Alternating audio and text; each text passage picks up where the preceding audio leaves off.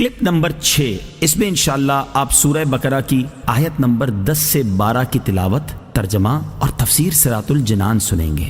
فی قلوبہم مرض فزادہم اللہ مرضا ولہم عذاب علیم بما كانوا یکذبون۔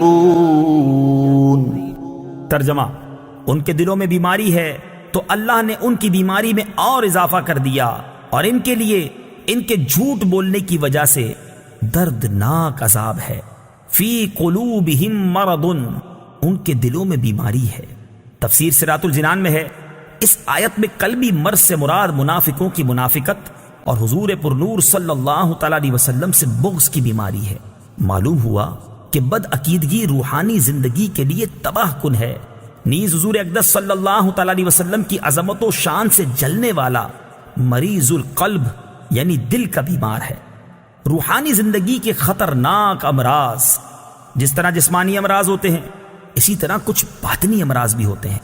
جسمانی امراض ظاہری صحت و تندرستی کے لیے سخت نقصان دہ ہوتے ہیں، اور باطنی امراض ایمان اور روحانی زندگی کے لیے زہر قاتل ہیں۔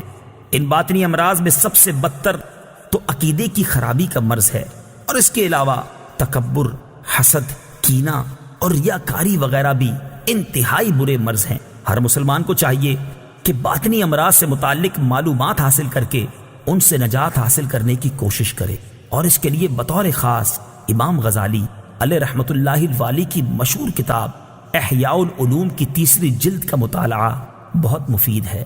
فزادہم اللہ مرضا، تو اللہ نے ان کی بیماری میں اور اضافہ کر دیا۔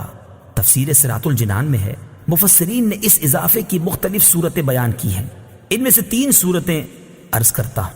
نمبر 1، ریاست چھن جانے کی وجہ سے منافقوں کو بہت قلبی رنج پہنچا، اور وہ دن بدن حضور پرنور صلی اللہ تعالی علیہ وسلم کی ثابت قدمی اور غلبہ دیکھ کر حسد کی آگ میں جلنے لگے۔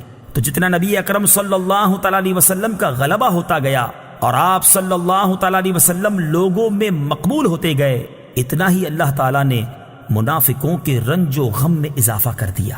نمبر 2، منافقوں کے دل کفر، بد عقیدگی اور نبی کریم صلی اللہ تعالی علیہ وسلم سے عداوت و دشمنی سے بھرے ہوئے تھے۔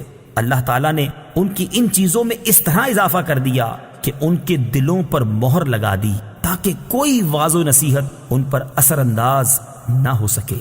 نمبر 3، جیسے جیسے شرعی احکام اور نزول وحی میں اضافہ ہوا اور مسلمانوں کی مدد و نصرت بڑھتی گئی، ویسے ویسے ان کا کفر بڑھتا گیا، بلکہ ان کا حال تو یہ تھا کہ کلمہ شہادت پڑھنا ان پر بہت دشوار تھا، اور اوپر سے عبادات میں اضافہ ہو گیا اور جرموں کی سزائیں بھی نازل ہو گئیں، جس کی وجہ سے یہ لوگ بہت بے چین ہو گئے۔